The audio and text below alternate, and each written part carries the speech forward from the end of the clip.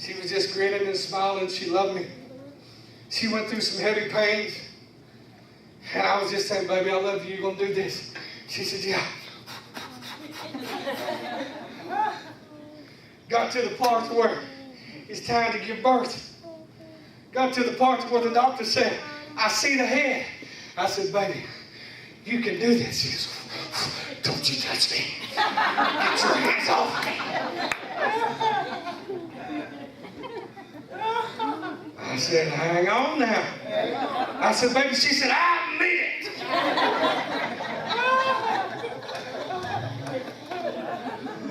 It happens though. But sometimes going through that breaking, that that parameter, that thing that only you can go through.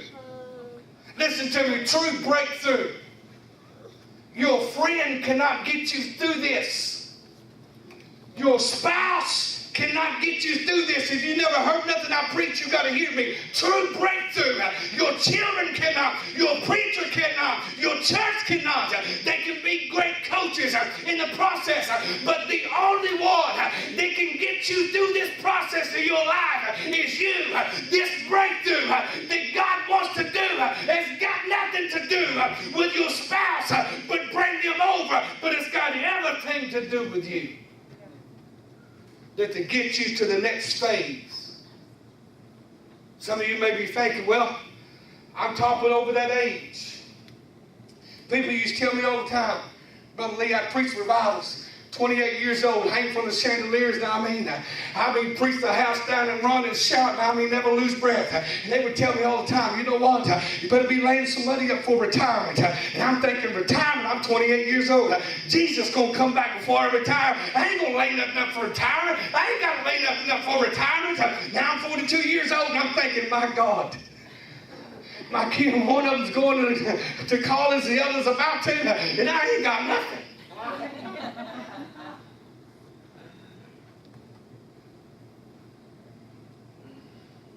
Sometimes when God takes you through this move, in this process, He brings you, take me to Proverbs 15 and 23, please. It says, a man hath joy by the answer of his mouth, and a word spoken in due season. How good is it? A man hath joy by the answer of his mouth. How we answer.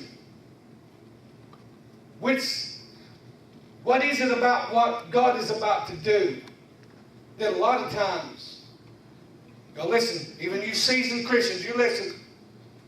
A lot of times, we don't get the full effect because we miss it halfway through. You seen the hurricane? It comes over, but there's an eye of the hurricane. It says it looks like a donut.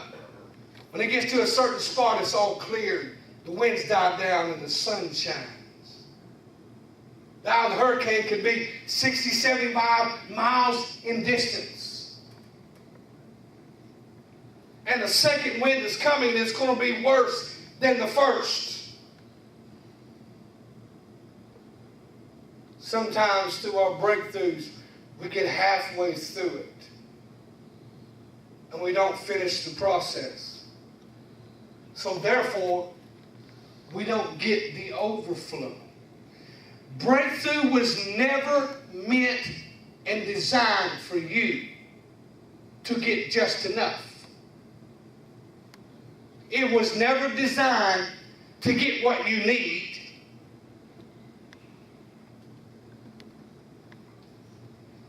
Breakthrough, sometimes through the breaking process, we give up and we make decisions out of what we feel. Brother's going to whoop me later. And we go off the handle.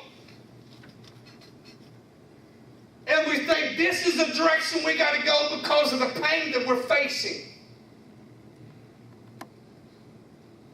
And we never stand out and stand the place. If there's one thing that I've learned from Mr. Larry Seward, it's this. The first day I walked into his office, he looked at me and he said, if you're going to be a bear, you might as well be a grizzly. And I thought it was funny. Until I realized now, I can't be a brown bear because a brown bear is going to get whooped. I have to have that mentality to go higher. And if you ever think that God wants you to lay over and to stop, you have sadly mistaken. In my other series, when I'm going to get through this, and I'm just going to give you just a little bit, but in the other series is breakthrough in faith. People says faith without works is dead. So here's what they do. They try to work ahead of God. But that's not what it means. Your faith without works, works of what? In the spirit realm. Praying. Not stopping. But keep on praying. That's where you battle the enemy. You don't battle the enemy by going out and making something happen. And too many times in my life, I'm preaching this by experience. I've tried to make something happen when I should have stopped. I've tried to help God. God don't need a secretary. God don't need a vice. God don't need somebody to do it. He's God all by himself.